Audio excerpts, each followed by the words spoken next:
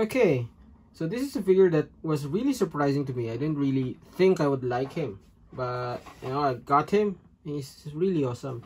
So this is the review of the Transformers War for Cybertron Trilogy Kingdom Rattrap. So taking a look at the core class figure packaging is your standard card packaging. Not very collector friendly. Here's figure WFC K2. There's a figure of Rattrap, or an image of Rattrap in rat mode with what looks to be a crashed arc.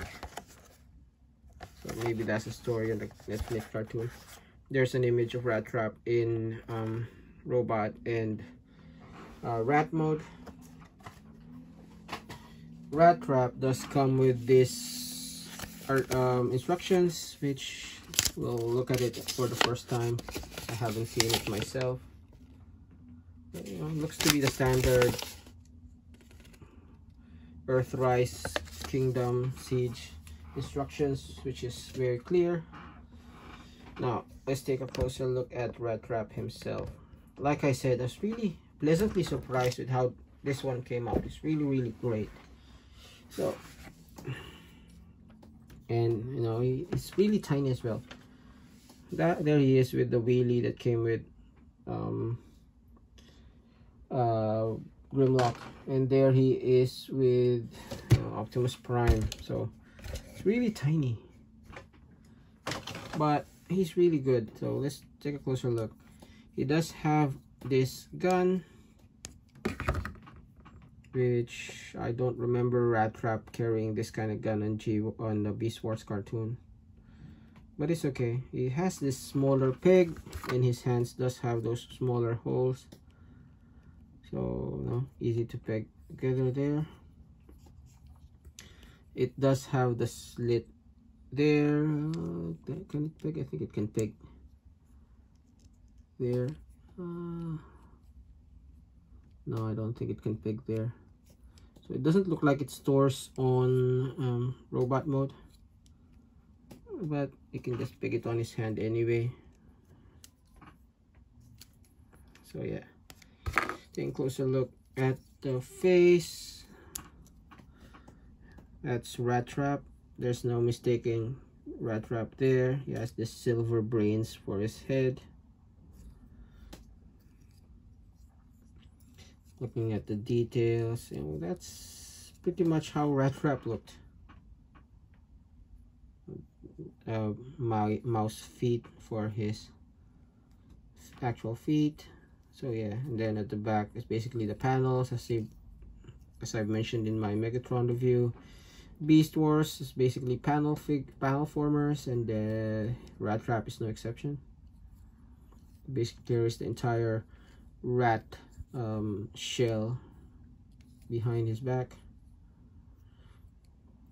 So yeah, not a bad figure.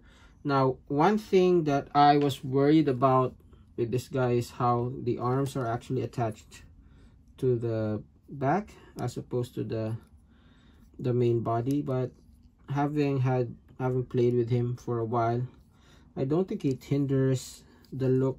You wouldn't even think that that's how it transformed unless you actually transformed him. So it doesn't, it's not as bad as the others. Not as bad as, for example, the Masterpiece Ironhide, and your hoist, their Earthrise hoist. He's not as bad, so I don't mind it at all. It's really nice. So for transformation, his transformation is really awesome as well. It's simple, but it has a lot of nice gimmicks and all that. So let's do that now. First off, you want to turn his head all the way around. Make sure this painted brown part is aligned to the head. Now the next thing you want to do is unpeg this, so it's actually just hooked on the back. So as you can see, this bit is just hooked there. So just unhook that to free that up. Now that frees up the entire back there, and that allows you to rotate the head forward, so it's positioned that way.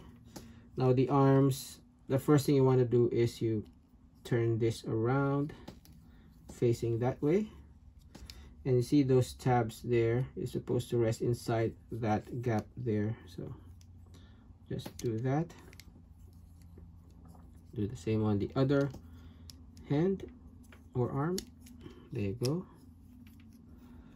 And then let's just see. Okay, so this one is supposed to be facing that way, I think. We'll adjust it if I'm wrong. That way, and then rotate this all the way in. So let's do that now. There you go. Now see, those pegs are supposed to rest inside the leg there. So when you rotate that, make sure it pegs in there. Let's do the same on the other leg. Okay, now this one you're supposed to rotate to the side, and then rotate this as well that way. So let's do the same here. Okay, now this one, see, there's those tabs slots, so you just slot them into the back of the arm like so. So they're supposed to be flush, so they look like mouse butt. Sorry, they do, but yeah. And then there's that tab that just rests there, so it's just a guide more than anything else. Doesn't actually tab to it or anything. And then you just rotate this back foot forward. Now this worries me, it's a bit tight. Hopefully it does get a little bit looser with time, but you know, as it is, it worries me that it'll break that tab.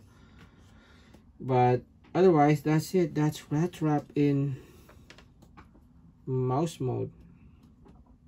I mean, he does become a very convincing mouse. It is a little bit more realistic than I would want. Same issue that I have with Optimus Primal and Megatron. They opted to give him a more realistic look as opposed to a more cartoon accurate look.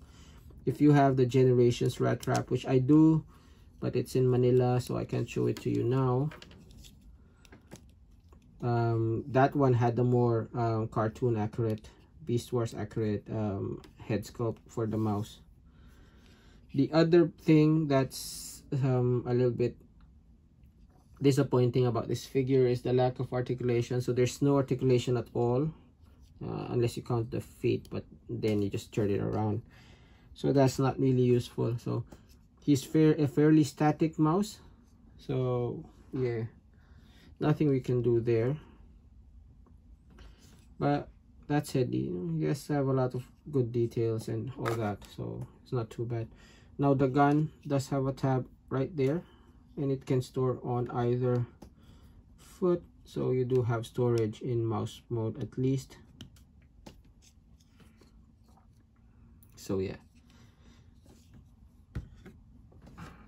now nothing much else to say. I mean, he's nicely sized as compared to the other Beast Wars figures in this line, so not much to say. I'd say if you're collecting the Beast Wars figures, these a must-have. The Generations Rattrap is a bit too big to be put side by side with other Beast Wars figures, so this one is the perfect size. If you're collecting that, this is the one to get. Otherwise, you know, it's has a interesting transformation and all that, so it's a good figure. Maybe just the mouse mode is a little bit underwhelming, but other than that, he's an awesome Rattrap. So yeah, if you like that review, please do leave a like, leave a comment, and subscribe. Again, this has been Grim Trigger, and this has been Kingdom Rattrap. Thanks for watching, and I'll see you in the next video.